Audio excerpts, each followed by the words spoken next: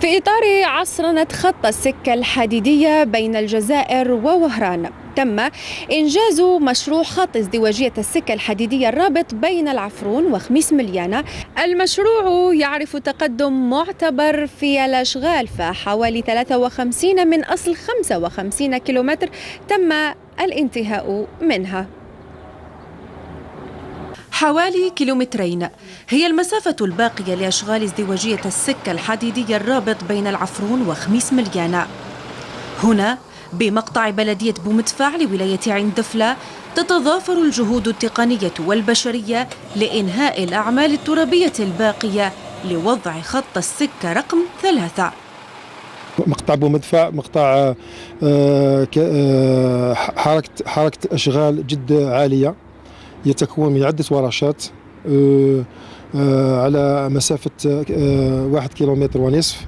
يشمل محطة القطار الجديدة لبومدفع، نفق سفلي للسيارات وهو مدخل رئيسي لبلدية بومدفع، كذلك ممر سفلي للراجلين، إضافة إلى ورشة وضع السكة رقم 3.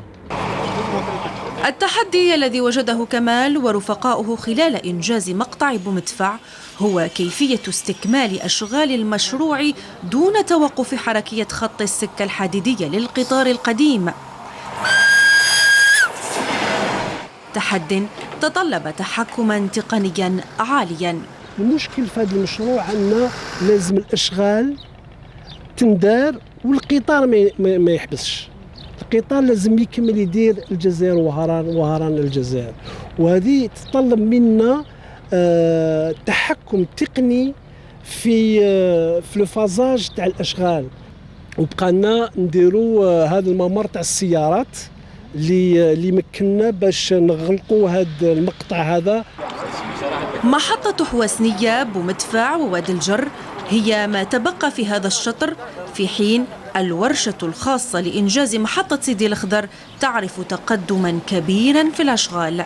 هذه النقطة لها اختصاص أنها نعمل مع بجانب السكة الحديدية التي هي في قيد الاستعمال اون اكسبلوطاسيون.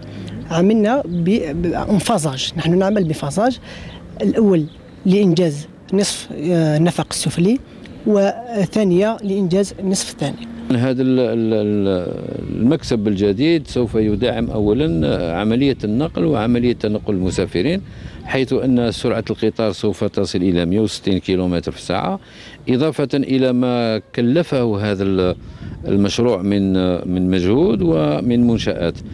مشاريع هامة تعكس الرؤية الاستراتيجية لجزائر تسعى إلى تحقيق التنمية الشاملة والمستدامة، تحسين الكفاءة اللوجستية، تعزيز التكامل الإقليمي، وتوفير فرص اقتصادية متكافئة بين ولايات الوطن.